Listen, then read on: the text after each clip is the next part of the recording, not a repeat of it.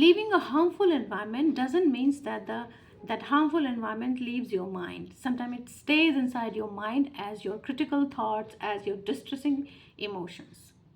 Anyone who is afraid, is confused, or feels guilty because of spending time in a spiritually abusive environment, it doesn't mean that there is something wrong with the core of who they are. It's not like they are sinful or there's a problem with their faith. It's because they have been conditioned. Harmful in harmful environments, the, the victims are deliberately conditioned to feel this way, because anyone who is afraid, confused, feels guilty are easy to control. So it is done deliberately. In spiritually abusive environment, there is a long-term fear of of divine retribution or any or spiritual harm. If you do this, God will be angry. If you do that, God will be upset. And this is how you are supposed to be. This is how you are supposed to please your authority, your abusive seniors, leaders, even parents or grandparents. And if you don't do that, God would be upset and there will be divine retribution. And if you question, if you dissent, it means that you are not serious enough, you are not loyal enough, you are not, you lack faith in God, in the community, in the family, in your leaders, in your preachers. And this will be harmful for your spiritual life, or for the spiritual path on which you are walking. It will be harmful for your spiritual journey. So there is a constant fear. This is how fear gets established in the mind of the survivors. Then there is internalized doctrines of obedience. Obey your seniors, obey your elders, obey your leaders, mother, father, husband. If you don't do that, you are not obeying the words of God that are there in the literatures. There is a weaponization of the spiritual teachings and scriptures a lot to make people obey. You should obey because God wants you to obey. So this is how conditioning is done. Then there is a lot of gaslighting. You are made to doubt your own reality, your perception of reality, your memories, your thoughts, what you see, what you hear. You're told that it's not true. Even if it is, it's not that bad. And if you think, if you seeing these problems or faults in your leaders, in your spiritually abusive authority, in your family or community, something is wrong with you. If you are seeing problems in the people you are expected to obey, something is wrong with you. And most of the time, you are your reality is denied. You're told that it's not happening, it's not even happening, it's just you who thinks that it's happening. And a lot of time, even other people who could be seeing that reality, they would not side with you because they are afraid of being labeled like you are being labeled right now as someone who lacks faith, who is less loyal, non-obedient, who's not on the right path, not serious in their spiritual journey. So other people, they might be seeing the same thing, but they will instead of siding with you, they will side with those who are denying your reality because they are too afraid of being labeled disloyal as you are. And shaming tactics are also used. So this manipulation is done by gaslighting you and by shaming you. You are wrong if you question something.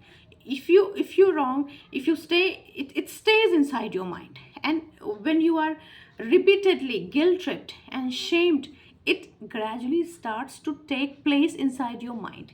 Initially, you are told that you lack faith, but after some time, again, when you have some question about someone, an authority figure or someone, you don't need a second person to gaslight you. You start to think that maybe I lack faith. Look at the others. Nobody has problem. Nobody is seeing anything. I am the only one who is seeing these things, these flaws in our group, in our leader. Then something has to be wrong with me. So gradually this shaming tactics, they become your own voices, and you start to shame yourself. So there is a lot of manipulation. And then emotional dependency on leader or group. You are gradually told to gradually coerced or manipulated to break your ties from the outsider because they are all impure and they are not on the right path that would lead them to God. You are the only one who is walking the right path that is going to take you to the God. So it's better to stay detached from anyone else who does not belongs to this group, because they are all impure. They are not going to reach God. They are not going to get God's love. You are going to get it because you belong to this group. So now you do not have any outside connection. You are confined to the group. Now whatever human needs, the needs of connection and belonging that you have to fulfill inside the group only. And so though you become emotionally dependent on the members of the community or the family or the authority figures, leaders, or your parents or grandparents. So then there is also a fear of losing community, your purpose, your identity. Whenever there is a question, you know that questions are not allowed, dissent is not allowed, thinking differently, having autonomy, any sort of independence, even of thoughts, is not allowed. And if these things are coming to my mind over and over, it means that something is wrong with me. And if I try to present those questions or those doubts, it I may be expelled from the community. I might have to lose the community. Even if they don't throw me out, they would just start to hate me, or they will not like me, or they will see me as someone who is lower, who has got lower consciousness, someone who does not belong. So I might have to leave the community. And leaving the community is always equated to loss of purpose, loss of identity, because you already lost your identity. You your identity got fused with the identity of the group. So you already don't have any personal identity of yours. Everybody knew you as a member of the group, even the outsiders. To the outsiders also, you become a person who didn't had any personal identity, but you are a member of the group. But if you don't remain the member of the group, because all the questions and doubts that you have, then what you will remain, you will be nothing. You already lost your identity, and now you lost your group. So your identity was fused with the group's identity. Now you don't have any identity of yours. So there is always a lot of fear of losing the community, and losing the community means losing your purpose of life and also your identity, because you're told that the only purpose of your life is to reach God through this path, and this is the only path that leads to God. When you leave the group, you have a very strong belief that there is no other path that leads to God's love. So what do I do now? My only purpose of life was to get connected to God, to get God's love, to have a loving relationship with Him. But the only path that was there, I lost that because I doubted it, I questioned it. So now I have lost everything, even the purpose of living.